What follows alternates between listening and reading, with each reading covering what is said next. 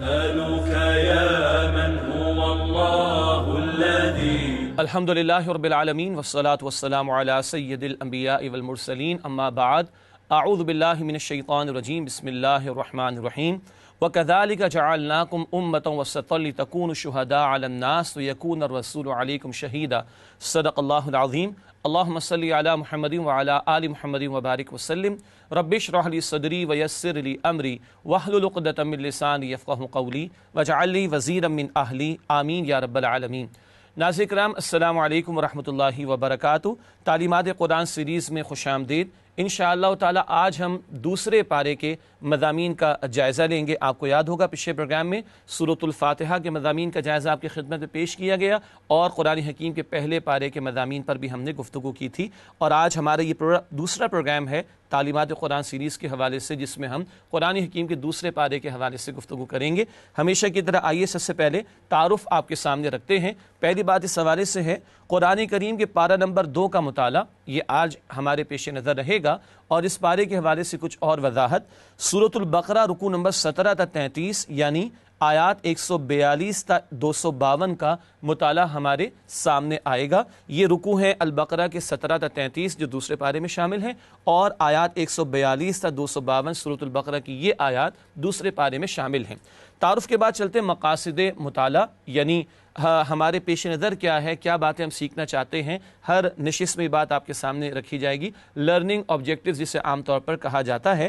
سب سے پہلی بات پارہ نمبر 2 کی آیات کے مضامین کا جائزہ۔ آپ کو یاد ہوگا پچھلے پروگرام میں بھی ہم نے آیات کے گروپس بنا کر اہم مضامین کا جائزہ آپ کی خدمت میں پیش کیا تھا پہلے پارے کے حوالے سے۔ آج دوسرے پارے کے مضامین کا جائزہ آپ کے سامنے پیش کریں گے۔ پھر منتخب آیات کا مطالعہ، کچھ وہ آیات جس میں بڑی قیمتی ہدایات عطا کی گئیں انفرادی زندگی کے لیے، اجتماعی زندگی کے لیے، اللہ تعالیٰ کی رہنمائی، کچھ منتخب آیات کی روشنی میں وہ ہمارے سامنے آئیں گی انشاءاللہ۔ اور پھر زیر مطالعہ آیات میں بیان شدہ اہم اوامر و نواہی کا تذکرہ، یعنی ڈوز اینڈ ڈونٹس، اہم ہدایات جو قرآن حکیم میں عطا کی گئیں آیات کے حوالوں کے ساتھ، اس کو ہم آپ کے سامنے مختصراً پیش کریں گے۔ ناظرین کرام اس کے بعد آگے چلتے ہیں اور تعلیمات قرآن سیریز کے حوالے سے پارہ نمبر 2 کا مطالعہ شروع کرتے ہیں، اور اولاً آپ کے سامنے آیات کا تجزیہ پیش کیا جائے گا۔ بہت ساری آیات ہیں اور ہم کوشش کرتے ہیں کہ ان آیات کا جو اہم موضوع ہے وہ آپ کے سامنے رکھ دیا جائے۔ آئیے سب سے پہلے آیات کا تجزیہ کرتے ہیں، اور پارہ نمبر 2 کی آیات یہ شروع ہوتی ہیں البقرہ کی آیت نمبر 142 سے۔ ناظرین کرام سب سے پہلے تجزیہ پیش خدمت ہے سورہ البقرہ کی آیات 142 تا 145 کا۔ اس مقام پر ذکر آ رہا ہے تحویل قبلہ کا حکم اور تحویل امت کی علامت۔ شفٹنگ اور قبلہ کا حکم، بیت المقدس کی بجائے بیت اللہ کو قبلہ بنانے کا حکم دیا گیا، اور یہی علامت تھی امت کی تبدیلی کی کہ بنی اسرائیل کو منصب امامت سے معزول کر کے نبی اکرم صلی اللہ علیہ وسلم کی امت کو منصب امامت پر فائز کیا جا رہا ہے۔ اس کے بعد اگلی آیات ہیں آیات 146 تا 147۔ بنی اسرائیل کا حق کو چھپانے کا جرم، یہود کے علماء نے جانتے بوجھتے نبی اکرم علیہ الصلوۃ والسلام کے متعلق بشارتوں کو چھپایا، اس تعلق سے گفتگو آئی ہے۔ پھر آیت نمبر 148 بڑا قیمتی مقام، مقابلے کا اصل میدان نیکیوں میں سبقت۔ ہر ایک کا مقصد زندگی کچھ ہوا کرتا ہے جس کے لیے وہ محنت کرتا ہے۔ قرآن کہہ رہا ہے فَاسْتَبِقُوا الْخَيْرَاتِ، تم خیرات یعنی نیکیوں اور بھلائیوں کے کاموں میں ایک دوسرے سے سبقت کرنے کی کوشش کرو۔ اس کے بعد آیات 149 تا 150 تحویل قبلہ کے حکم کی تکرار۔ یہ موضوع 2 رکوعوں میں بار بار آیا ہے، البقرہ کا رکوع نمبر 17 اور 18، اس مضمون کی تکرار ان آیات میں آئی ہے۔ پھر آیات 151 تا 152 نبی کریم صلی اللہ علیہ وسلم کا بنیادی طریقہ کار۔ یہ بات البقرہ آیت 129 میں بھی آئی ہے پہلے پارے میں، یہاں بھی دہرائی گئی۔ اللہ کے پیغمبر علیہ السلام آیات قرآن کی تلاوت فرماتے ہیں، لوگوں کا تزکیہ فرماتے ہیں، اللہ کے احکام اور کتاب کی تعلیم دیتے ہیں لوگوں کو، اور حکمت کی باتیں بیان فرماتے ہیں۔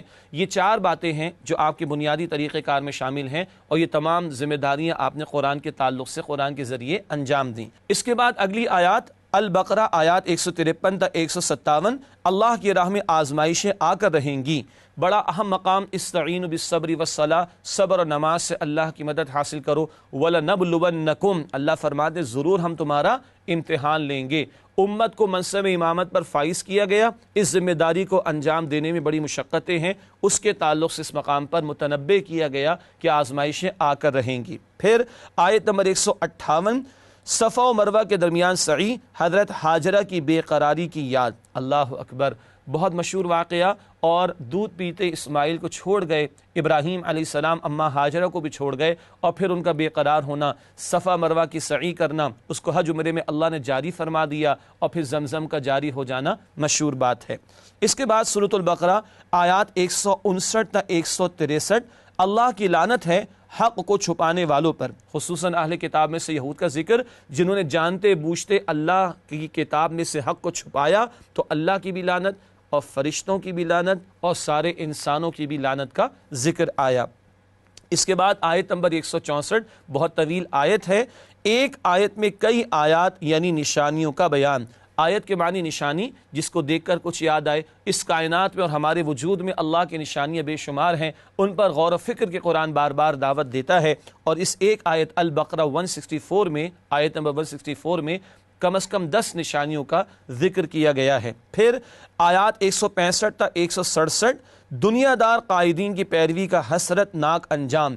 کل یہ معاملہ ہوگا کہ جنہوں نے آنکھیں بند کر کے دنیا پرست قائدین کی پیروی کی ہوگی، وہ بیچارے حسرت کر رہے ہوں گے، مگر کل کی حسرت کا کوئی فائدہ نہ ہوگا۔ یہ مضمون کم از کم 6 مرتبہ قرآن حکیم میں بیان کیا گیا ہے۔ پھر آیات 168 تا 173، رزق حلال کھانے کی تلقین، حلال بھی کھایا جائے اور طیب بھی کھایا جائے، اس کی بھی تشریح انشاءاللہ آگے آپ کے سامنے بیان کی جائے گی۔ پھر آیات 174 تا 176، علماء سو پر اللہ کا غضب، وہ علماء خصوصاً بنی اسرائیل کے علماء سو، برے علماء کہ جنہوں نے اللہ کی کتاب کی آیات کو دنیا کے چند ٹکوں کے خاطر فروغ کر ڈالا، ایسوں پر اللہ کی لعنت اور اللہ کے غضب کا ذکر، اللہ ان سے کلام بھی نہیں فرمائے گا، یہ تفسیر بیان کی گئی۔ پھر آیت نمبر 177، جہاں نیکی کا صحیح تصور بیان ہوا اور نیکی کا جامع تصور اللہ کی طرف سے عطا کیا گیا، اس آیت پر آگے چل کر ہم منتخب آیات کے بیان کے ذیل میں بات کریں گے انشاءاللہ۔ ناظرین کرام، اس کے بعد اگلی آیت ہے سورۃ البقرہ کی آیات 178 تا 182، قصاص اور وصیت کا حکم۔ قصاص یعنی جان کے بدلے جان لی جائے گی، اور اسی سے جانوں کی حفاظت ہو سکتی ہے، اس کی تفصیل عطا کی گئی، اور وصیت کے بارے میں بھی ایک ابتدائی حکم عطا کیا گیا۔ پھر آیات 183 تا 184، روزے کا ابتدائی حکم، اولین دور میں ایک سہولت دی گئی تھی، اس کا تفصیلاً ذکر کیا گیا، اور روزے کا مقصد بھی بیان کیا گیا، لعلکم تتقون، تاکہ تم میں تقوی پیدا ہو۔ پھر آیت نمبر 185، رمضان المبارک کے روزوں کی فرضیت، کہ شہر رمضان الذی انزل فیہ القرآن، رمضان کا مہینہ وہ جس میں قرآن نازل کیا گیا، اور آگے چل کے فرمایا کہ فمن شہد منکم الشہر فلیصم، تم میں سے جو کوئی اس ماہ مبارک کو پائے اس پر لازم ہے کہ اس کے روزے رکھے۔ پھر آیت نمبر 186، اللہ تعالیٰ ہر دعا کا جواب دیتا ہے، اللہ قریب ہے، جب پکارو وہ تمہاری پکار کو سنتا ہے، بتایا گیا ہے۔ پھر آیت نمبر 187، مسلمانوں اور یہودیوں کے روزے کا فرق، وہ بھی بیان ہوا کہ وہ رات کو سوتے اور ان کا روزہ شروع ہو جاتا، مسلمانوں کے لیے سحری کی بھی تلقین کی گئی ہے۔ اور اسی آیت نمبر 187 میں لفظ لباس اللہ نے استعمال فرمایا زوجین کے قرب اور تعلق کو بیان فرمانے کے لیے۔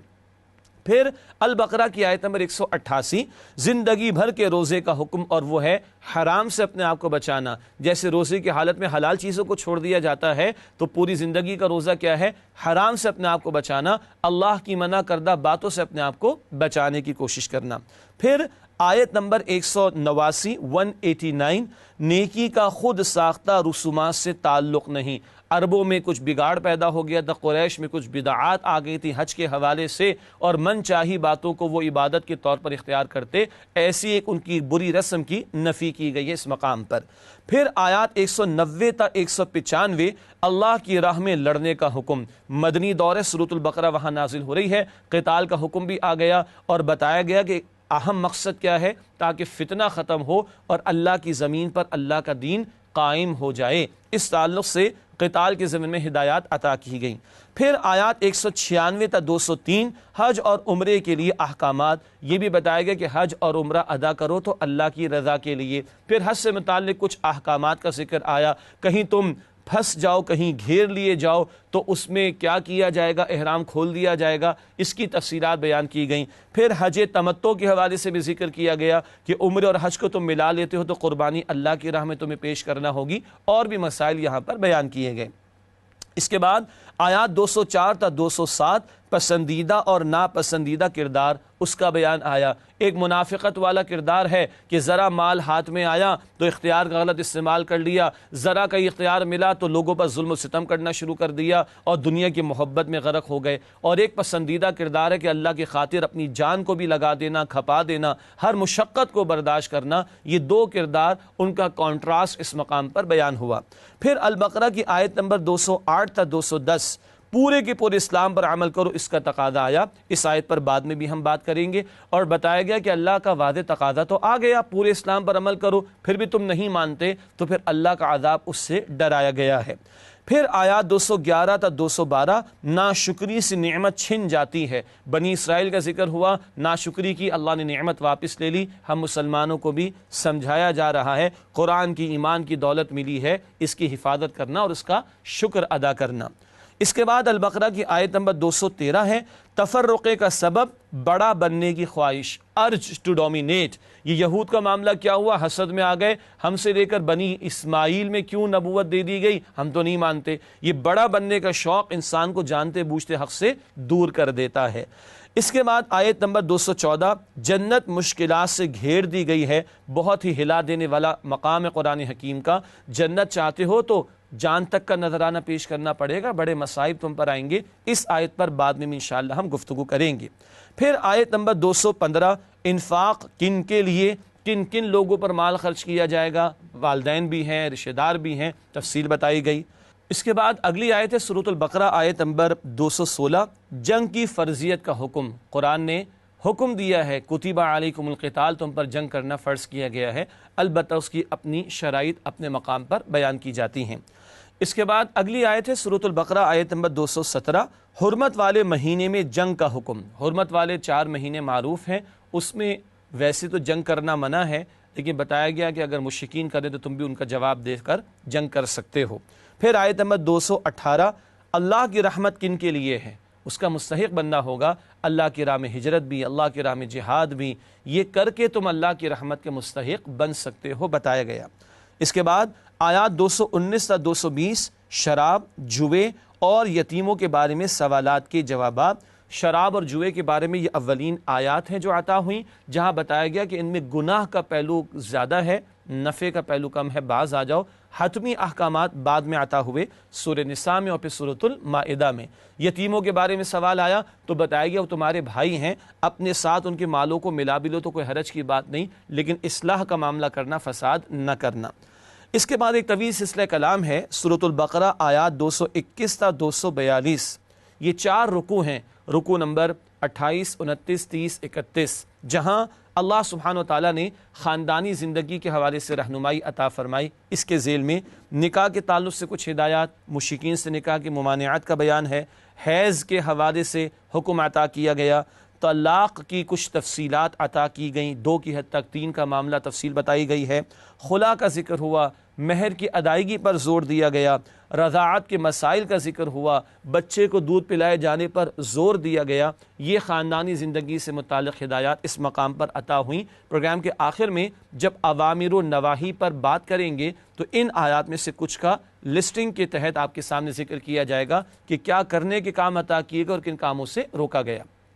اور اس دوسرے پارے کے آخر میں، بالکل آخر میں آیات 243 سے 252 اللہ کی مدد کا ایمان افروز واقعہ، طالوت کی فتح کا بیان، بنی اسرائیل کی تاریخ کا واقعہ، اور جناب طالوت اللہ والے تھے، ان کو بادشاہت بھی عطا ہوئی، اور جالوت کے لشکر پر اللہ نے ان کے لشکر کو فتح عطا فرمائی۔ اس واقعے کو تفصیل سے بیان کیا گیا، اور وہاں ایک اہم ہدایت آئی کہ بارہا ایک چھوٹی جماعت اللہ کے حکم سے ایک بڑی جماعت پر غالب آ گئی۔ اس آیت پر آگے چل کر ہم بات بھی کریں گے انشاءاللہ تعالی۔ ناظرین کرام، یہ تو سورۃ البقرہ کی وہ آیات کے جو دوسرے پارے میں واقع ہوئی ہیں، ان کو آیات کے اعتبار سے اور موضوعات کے اعتبار سے ہم نے سمجھا ہے۔ یقیناً تفصیل نہیں بیان کی جا رہی، مقصود یہ کہ ایک اوور ویو پورے پارے کے مضامین کا ہمارے سامنے آ جائے، وہ آپ کے سامنے رکھا گیا۔ اب اگلا حصہ گفتگو کا وہ ہے منتخب آیات کا مطالعہ۔ ہر نشست میں، ہر پارے میں سے ہم چند آیات کا انتخاب کریں گے جن میں عملی ہدایات اور رہنمائی ہمارے سامنے آتی ہے، اور ان آیات کا ترجمہ اور مختصر سی وضاحت بھی آپ کے سامنے رکھیں گے۔ نسألك يا من هو الله الذي۔ تو اب چلتے ہیں دوسرے پارے کی منتخب آیات کے مطالعے کی طرف سب سے پہلے جس آیت کا انتخاب کیا گیا وہ البقرہ کی آیت نمبر 143 ہے۔ امت کی ذمہ داری کا بیان اس مقام پر آیا، ارشاد ہوا وَكَذَلِكَ جَعَلْنَاكُمْ أُمَّةً وَسَطًا لِتَكُونُوا شُهَدَاءَ عَلَى النَّاسِ وَيَكُونَ الرَّسُولُ عَلَيْكُمْ شَهِيدًا۔ ترجمہ، اور اسی طرح ہم نے تم کو امت وسط بنایا ہے تاکہ تم لوگوں پر گواہ بنو اور رسول صلی اللہ علیہ وآلہ وسلم تم پر گواہ بنے۔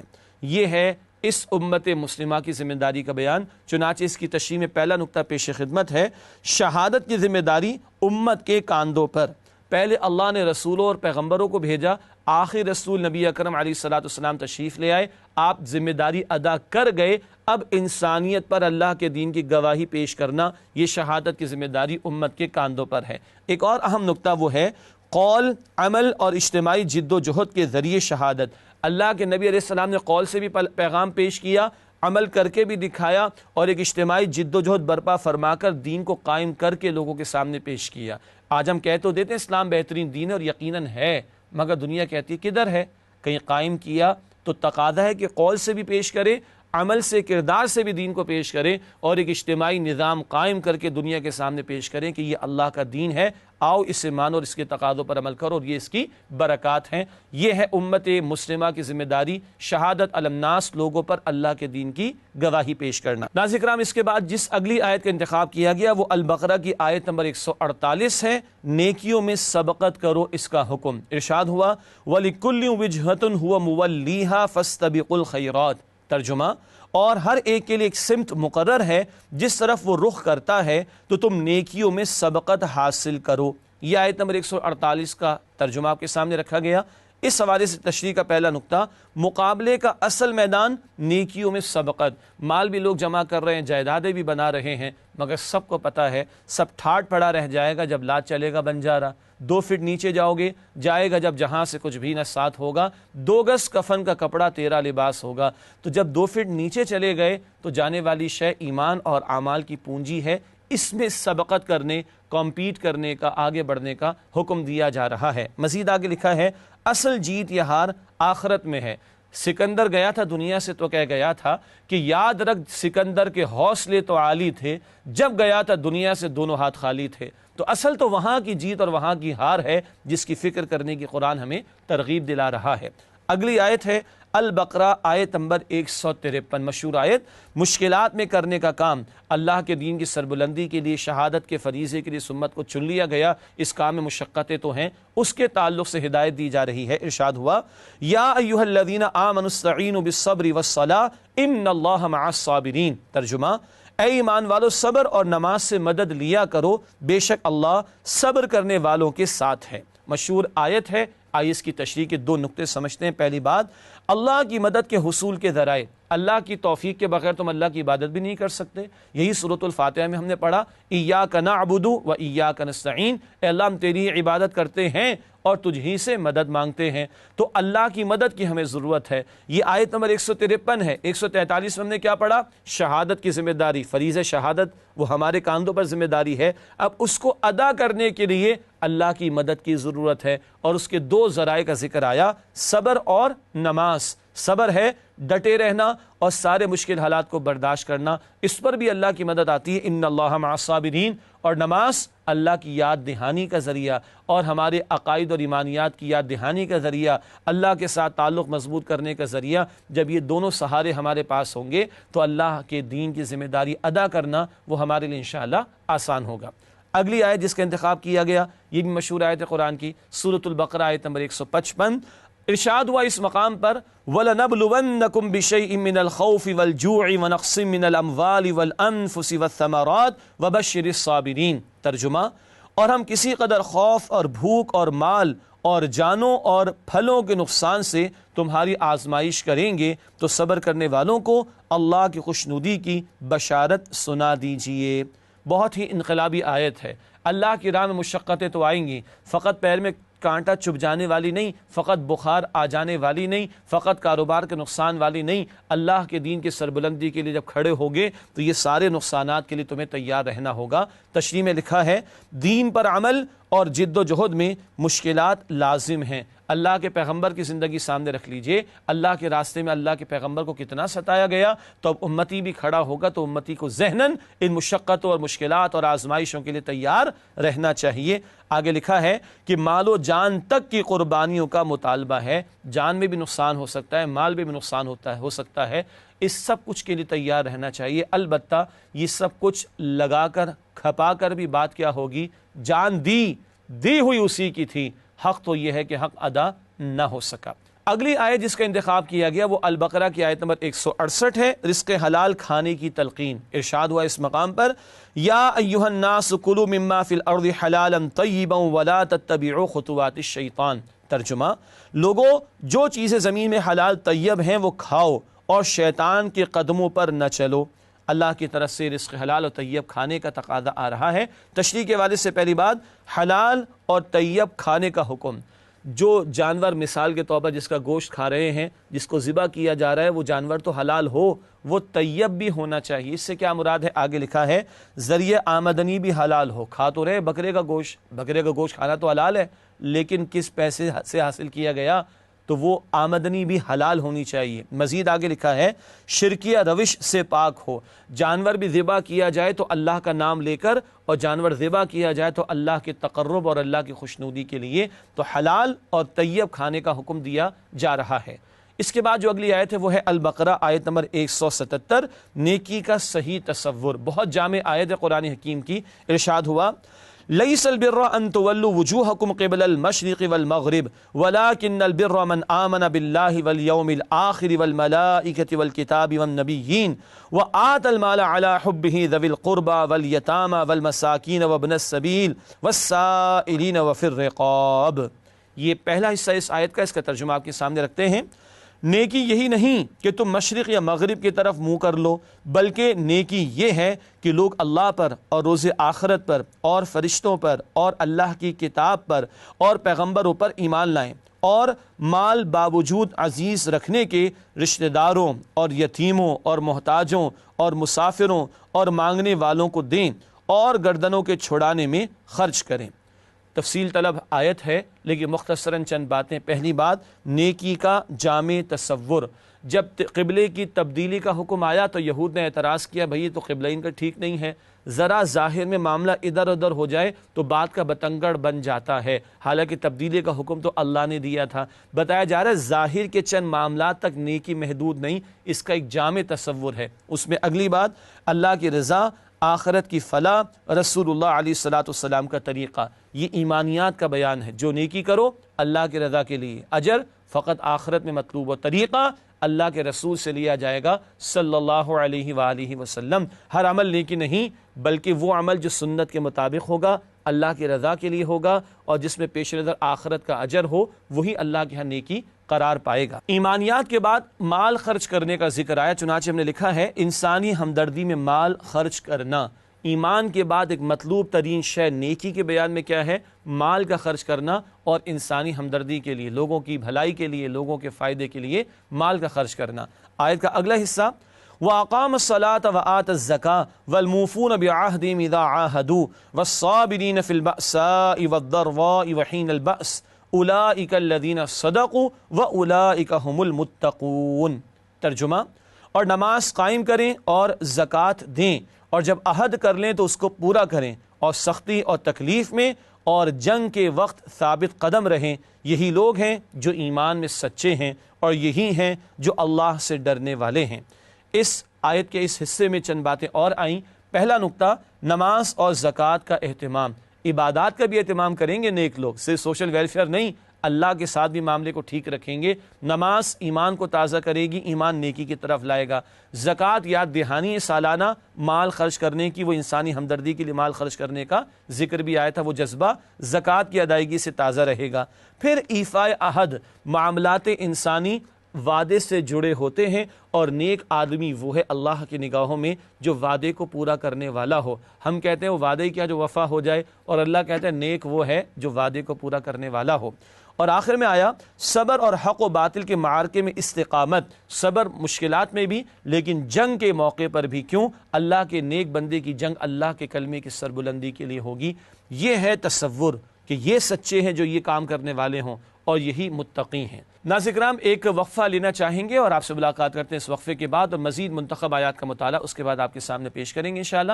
السلام علیکم ورحمۃ اللہ وبرکاتہ۔ نسألك يا من هو الله الذي السلام علیکم ورحمۃ اللہ وبرکاتہ۔ ناظرین پروگرام میں آپ کو خوش آمدید کہتے ہیں۔ تعلیمات قرآن سیریز میں آج ہم قرآن حکیم کے دوسرے پارے کے حوالے سے مطالعہ کر رہے ہیں، اور وقفے سے پہلے منتخب آیات کا مطالعہ آپ کے سامنے پیش کیا جا رہا تھا۔ اگلی منتخب آیات کا مطالعہ آپ کے سامنے رکھتے ہیں۔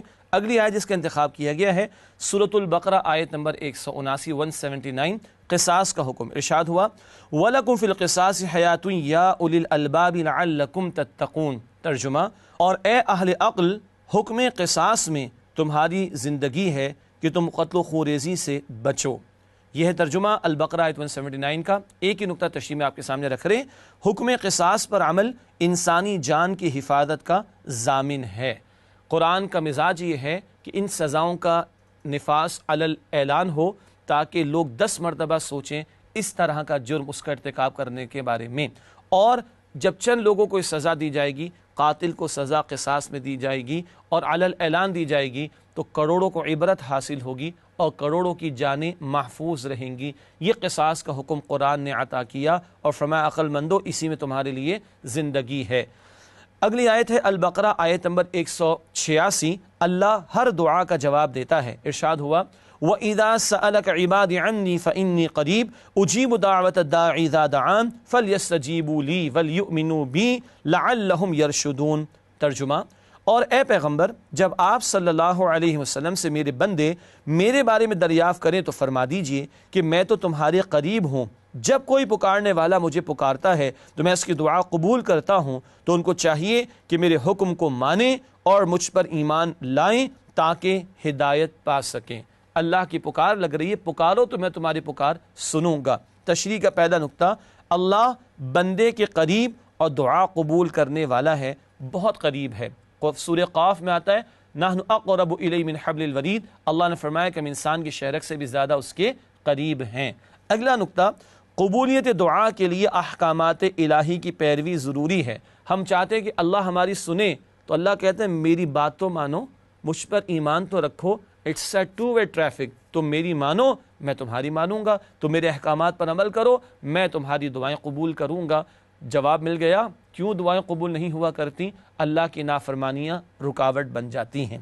اگلی آیت البقرہ آیت نمبر 193، اللہ کی راہ میں لڑنے کا حکم۔ ارشاد ہوا وَقَاتِلُوهُمْ حَتَّى لَا تَكُونَ فِتْنَةٌ وَيَكُونَ الدِّينُ لِلَّهِ۔ ترجمہ، اور ان سے اس وقت تک لڑتے رہنا کہ فساد نابود ہو جائے اور دین یعنی نظام اللہ ہی کے لیے ہو جائے۔ یہ قتال کا حکم اور اس کے مقصد کا تعین خود اللہ تعالیٰ نے فرما دیا۔ پہلا نقطہ، مقصد قتال وہ کیا ہے؟ فتنے کا خاتمہ۔ فتنہ ایسے حالات کو بھی کہتے ہیں جب اللہ کی کامل بندگی ممکن نہ ہو، اس کے خاتمے کے لیے اگر جنگ بھی کرنا پڑے، شرائط ہیں اس کے اپنے مقام پر، تو جنگ بھی کی جائے گی۔ اور اہم مقصد کیا ہے؟ اللہ کے دین کا غلبہ۔ زمین اللہ کی ہے، مالک اللہ ہے، حاکم بھی اللہ ہے، اس کے حکم کا نفاذ ہونا چاہیے۔ اس مقصد کے لیے اگر اہل ایمان کو کبھی جنگ بھی کرنا پڑے تو ہمارا دین، ہمارا رب اس کا حکم دیتا ہے۔ اگلی آیت ہے البقرہ آیت نمبر 208، پورے کے پورے اسلام پر عمل کرو۔ ارشاد ہوا یا ایھا الذین آمنوا ادخلوا فی السلم کافہ ولا تتبعوا خطوات الشیطان انہ لکم عدو مبین۔ ترجمہ، مؤمنوں اسلام میں پورے پورے داخل ہو جاؤ اور شیطان کے پیچھے نہ چلو، وہ تو تمہارا کھلا دشمن ہے۔ بہت اہم مقام پورے اسلام پر عمل کا تقاضا ہے، چنانچہ اگلا نقطہ لکھا گیا ہے انفرادی اور اجتماعی دونوں گوشوں میں دین پر مکمل عمل کا مطالبہ۔ اللہ نے دین مکمل فرما کر دیا، انفرادی زندگی کے لیے بھی، اجتماعی معاملات کے لیے بھی، عبادات میں، معاملات میں، اخلاقیات میں، رسومات میں اللہ ہی کی ماننی ہے، تو گھر میں بھی، معاشرت میں بھی، معیشت میں بھی، سیاست میں بھی، عدالت میں بھی، ریاست میں بھی اللہ ہی کی ماننی ہے۔ پورے اسلام پر عمل کا تقاضا ہے۔ ساتھ ہی بتا دیا گیا کہ دین پر جزوی عمل شیطان کی پیروی ہے۔ پورے دین پر عمل نہ ہی نہیں کیا جا رہا یا کوشش نہیں کی جا رہی تو پھر شیطان کی پیروی ہو رہی، پھر رحمان کی بات نہیں مانی جا رہی۔ اللہ اکبر۔ ناظرین کرام، اگلی آیت ہے سورۃ البقرہ آیت نمبر 214۔ جنت مشکلات سے گھیر دی گئی ہے۔ بڑا ہی انقلابی مقام قرآن حکیم کا ارشاد ہو رہا ہے ام حسبتم ان تدخلوا الجنہ ولما یأتکم مثل الذین خلوا من قبلکم مستهم البأساء والضراء وزلزلوا حتى يقول الرسول والذین آمنوا معه متى نصر اللہ الا ان نصر اللہ قریب۔ ترجمہ، کیا تم یہ خیال کرتے ہو کہ یوں ہی جنت میں داخل ہو جاؤ گے اور ابھی تم کو پہلے لوگوں کی سی مشکلیں تو پیش آئی ہی نہیں؟ ان کو بڑی بڑی سختیاں اور تکلیفیں پہنچیں اور وہ مشکلات میں ہلا دیے گئے، یہاں تک کہ پیغمبر اور مؤمن لوگ جو ان کے ساتھ تھے سب پکار اٹھے کہ کب اللہ کی مدد آئے گی، دیکھو اللہ کی مدد ان قریب آیا چاہتی ہے۔ یہ ہے البقرہ آیت نمبر 214 کا ترجمہ۔ اللہ اکبر، ہل جاتا ہے انسان۔ پہلا نقطہ، جنت محض زبانی دعووں سے نہیں ملے گی، محض دعووں سے جنت نہیں ملے گی، دعووں کا ثبوت پیش کرنا ہوگا اور دعووں کے ثبوت کے پیش کرنے میں مشقتوں سے گزرنا ہوگا، اور اتنا ہلا دیا جائے گا کہ وقت کے رسول پکار رہے ہیں، رسول کے ایمان کا عالم کیا ہوگا؟ اللہ تیری مدد کب آئے گی؟ تب کہا جا رہا ہے کہ اللہ کی مدد آیا چاہتی ہے۔ چنانچہ آگے لکھا ہے سخت آزمائش اور سختیوں سے گزر کر جنت کا وعدہ ہے۔ بخاری کی حدیث بھی ہے جنت کو مشقتوں سے گھیر دیا گیا ہے اور لوگ آسان سمجھتے ہیں مسلمان ہونا۔ اگلی آیت کی طرف چلتے ہیں، البقرہ آیت نمبر 231، نکاح اور طلاق کے مسائل۔ 4 رکوع میں تفصیلات آئی ہیں، ایک آیت کے ذیل میں ایک نقطہ بیان کرنا چاہوں گا آپ کے سامنے۔ البقرہ آیت نمبر 231 میں ارشاد ہوا وَإِذَا طَلَّقْتُمُ النِّسَاءَ فَبَلَغْنَ أَجَلَهُنَّ فَأَمْسِكُوهُنَّ بِمَعْرُوفٍ أَوْ سَرِّحُوهُنَّ بِمَعْرُوفٍ وَلَا تُمْسِكُوهُنَّ ضِرَارًا لِتَعْتَدُوا وَمَنْ يَفْعَلْ ذَلِكَ فَقَدْ ظَلَمَ نَفْسَهُ وَلَا تَتَّخِذُوا آيَاتِ اللَّهِ هُزُوًا۔ ترجمہ، اور جب تم عورتوں کو 2 دفعہ طلاق دے چکو اور ان کی عدت پوری ہو جائے تو انہیں یا تو حسن سلوک سے نکاح میں رکھو یا عمدہ طریقے سے رخصت کر دو، اور اس نیت سے ان کو نکاح میں نہ رہنے دینا چاہیے کہ انہیں تکلیف دو اور ان پر زیادتی کرو، اور جو ایسا کرے گا وہ اپنا ہی نقصان کرے گا، اور اللہ کے احکام کو ہنسی اور کھیل نہ بناؤ۔ یہ البقرہ آیت نمبر 231 کا ترجمہ ہے۔ طلاق جیسے حساس موضوع پر تفصیلی رہنمائی اللہ نے عطا فرمائی ہے۔ پہلا نقطہ پیش کرنا چاہوں گا تشریح کا، طلاق جیسے ناخوشگوار معاملے میں بھی خوبصورت ہدایات۔ اللہ اکبر، 2 طلاق کی حد تک تو رجوع کا امکان ہوتا ہے، اور اگر 3 طلاق ہی کسی نے دے دی تو معاملہ ختم ہو جاتا ہے، لیکن قرآن کہہ رہا ہے عمدگی کے ساتھ فارغ کرو۔ ناگوار معاملہ ہے، کوئی پسندیدہ بات تو نہیں، لیکن اتنے ناگوار معاملے کے حوالے سے، اتنے حساس معاملے میں جہاں جھگڑے تک ہو گئے ہیں، قرآن کہتا ہے عمدگی سے معاملے کو پائے تکمیل کو پہنچاؤ۔ یہ ہمارا دین اتنا پیارا کہ ایسے ناخوشگوار معاملات میں بھی خوبصورت تعلیمات عطا فرماتا ہے۔ تو نوٹ فرمائیے گا، دین کی عمومی ہدایات کتنی عمدہ ہوں گی۔ نکاح کے بعد کے معاملات، گھر کی زندگی کے معاملات، زوجین کا باہمی تعلق، اولاد کے ساتھ معاملہ، خاندانی تعلقات، رشتہ داروں کے ساتھ معاملات، سسرالی رشتہ داروں کے ساتھ معاملات، کتنی پیاری تعلیمات ہمارے دین کی ہوں گی، اندازہ کیا جا سکتا ہے۔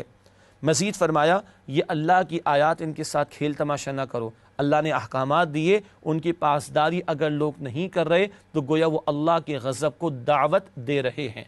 اگلی اور آخری آیت جس کا انتخاب کیا گیا ہے وہ ہے البقرہ آیت نمبر 249 49، اللہ کی مدد کا ایمان افروز واقعہ۔ ارشاد ہوا قال الذين يظنون انهم ملاقو الله كم من فئة قليلة غلبت فئة كثيرة بإذن الله والله مع الصابرين۔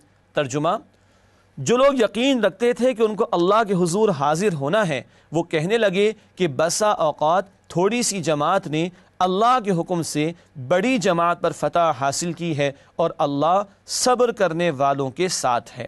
یہ جناب طالوت کے لشکر کا واقعہ، کم تعداد والوں کو اللہ نے جالوت کے بہت بڑے لشکر پر فتح عطا فرمائی، اور یہ واقعہ سنا کر مسلمانوں کو بدر کے لیے تیار کرایا جا رہا ہے کہ البقرہ بدر سے قبل اور ہجرت کے بعد نازل ہوئی ہے۔ پہلا نقطہ تشریح کا، اہل ایمان کا بھروسہ مقدار، سامان، اسباب پر نہیں ہوتا بلکہ مسبب الاسباب پر ہوتا ہے۔ چنانچہ آگے لکھا ہے فیصلہ کن شے مسبب الاسباب پر توکل ہے، اللہ پر توکل۔ تو اللہ کے حکم اور اذن سے ایک چھوٹی جماعت بڑی جماعت پر بارہا غالب آ گئی، اور بدر میں بھی ایسا ہوا کہ 313 جو اللہ والے تھے، ڈیسائیڈنگ فیکٹر کیا ہے؟ اللہ ان کے ساتھ ہے، تو ان 313 کو اللہ نے 1000 کے تیاری کے ساتھ آنے والے لشکر کے مقابلے میں فتح عطا فرمائی۔